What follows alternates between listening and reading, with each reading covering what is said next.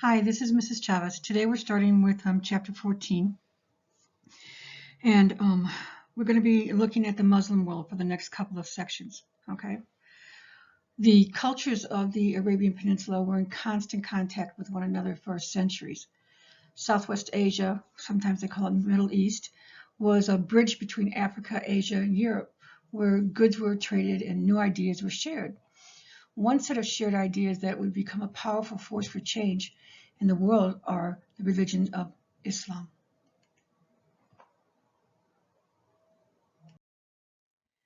As I mentioned before, the Arabian Peninsula is a crossroads of the three continents, Asia, Africa, and Europe.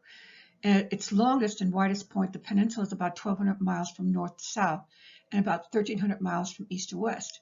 Only a tiny strip of fertile land in South Arabia and Oman and a few oases can support agriculture. The remainder of the land is desert, which in the past was inhabited by nomadic Arab herders.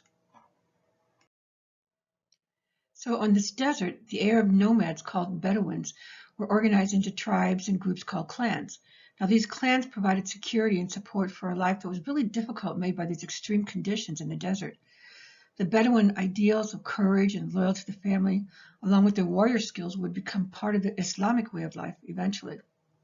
The area with most fertile soil and the larger oases had enough water to support farming communities. By the early 600s, many Arabs have chosen to settle in an oasis or a market town, similar to the one below on the picture on your screen. And larger towns near the western coast of Arabia became market towns for local and regional and actually long distance trade goods. By the early 600s, trade routes connected Arabia to the major oceans and landscape routes, as you can see here on the map. Trade routes through Arabia ran from the extreme south of the peninsula to the Byzantine and up to the Sassanid empires in the north. Merchants from these two empires moved among the caravan routes, trading for goods from the Silk Roads of the east. They transported spices and incense from Yemen and other places to the west. They also carried information and ideas from the world outside of Arabia.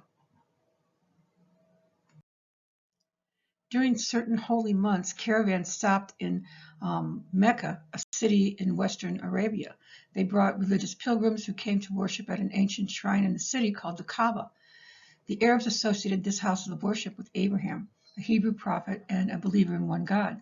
Over the years, they introduced the worship of many gods and spirits to the place, and the Kaaba contained over 360 idols brought by many tribes. The concept of belief in one God, called Allah in Arabic, was known on the Arabian Peninsula. Many Christians and Jews lived there and practiced monotheism already. So into this mixed religious environment of Mecca, around 570 CE, Muhammad was born. Muhammad was born into the clan of a powerful Meccan family. He was orphaned at the age of 6, and Muhammad was raised by his grandfather and uncle. He received very little schooling and began working in the caravan trade as a very young man.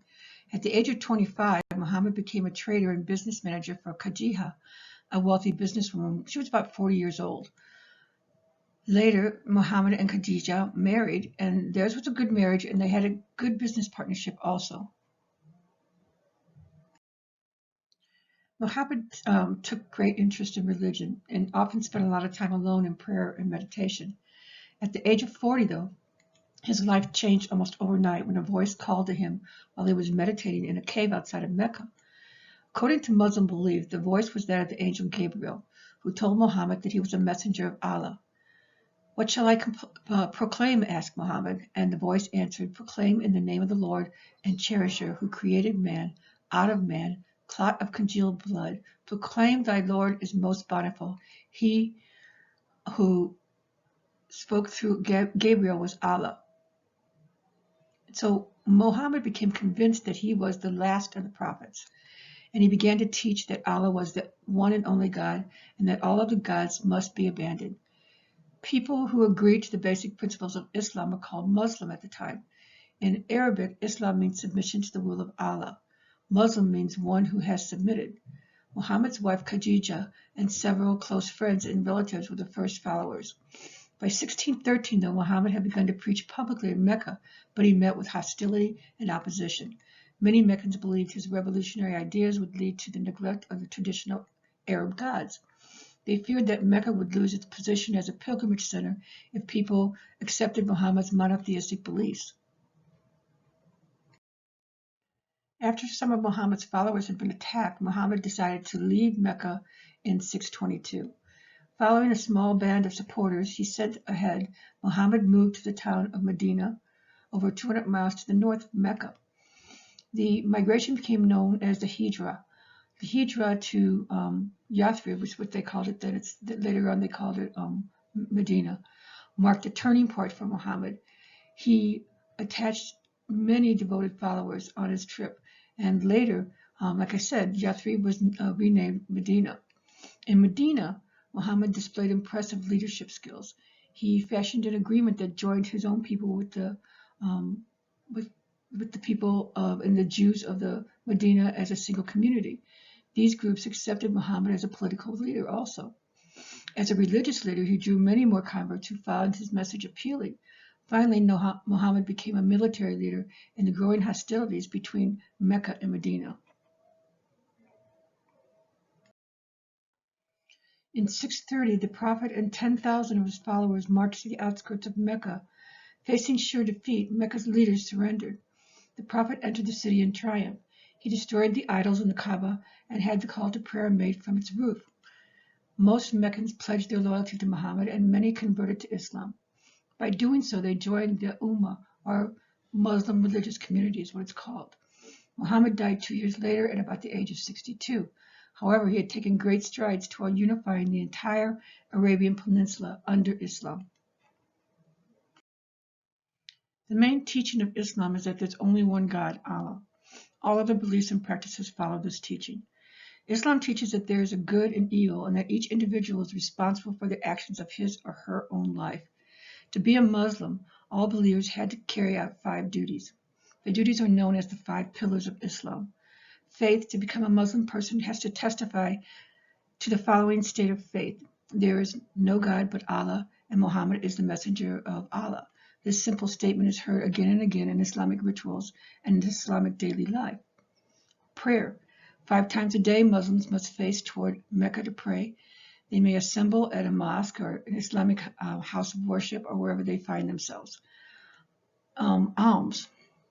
Muhammad taught that all Muslims have responsibility to support the less fortunate. Muslims meet the social responsibility by giving alms or money for the poor through a special tax. Fasting. During the Islamic holy month of Ramadan, Muslims fast between dawn and sunset. A simple meal is eaten at the end of the day. Fasting serves to remind Muslims that their spiritual needs are greater than their physical needs. And pilgrimage. All Muslims who are physically and financially able to perform the Hajj or pilgrimage to Mecca must do so at least once. Pilgrims wear identical garments so that they stand out as equals before Allah. Carrying out the 5 pillars of Islam ensures that Muslims live their religion while serving in their community. Along with the 5 pillars, there are other customs and morals and laws for Islamic society that affect Muslim daily life. Believers are forbidden to eat pork or to drink intoxicating beverages. They're not allowed to smoke. Friday afternoons are set aside for communal worship. Unlike other religions, Islam has no priest or central authority. Every Muslim is expected to worship Allah directly. So Islam does, however, have a scholarly class called the ulama. The ulamas include religious teachers who apply the words and the deeds of Muhammad to everyday life. The original source of authority for the Muslims is Allah. According to Islamic belief, Allah expressed his will through the angel Gabriel, who revealed it to Muhammad. While Muhammad lived, his followers memorized and recited the revelations he received from Gabriel, and soon after the Prophet's death, it was suggested that the revelations be collected in a book. Only Arabic can be used in worship.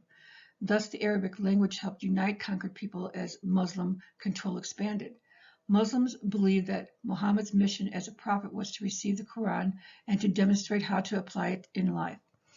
To them, the Sunnah, or the Muhammad's example, is the best model for proper living.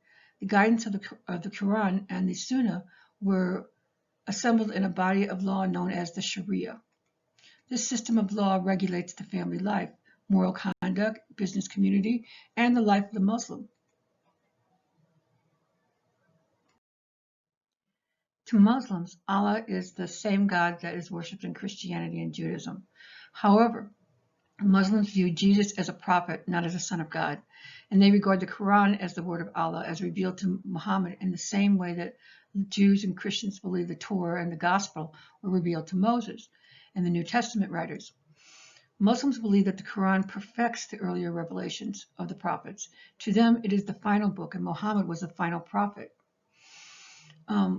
They trace their ancestry all the way back to Abraham, as do the Jews and the Christians. So Muslims refer to Christians and Jews as people of the book, because each religion has its holy book with a teaching similar to those in the Quran. Sharia law requires Muslim leaders to extend religious tolerance to Christians and Jews. A huge Muslim empire grew to include many of different cultures and religions.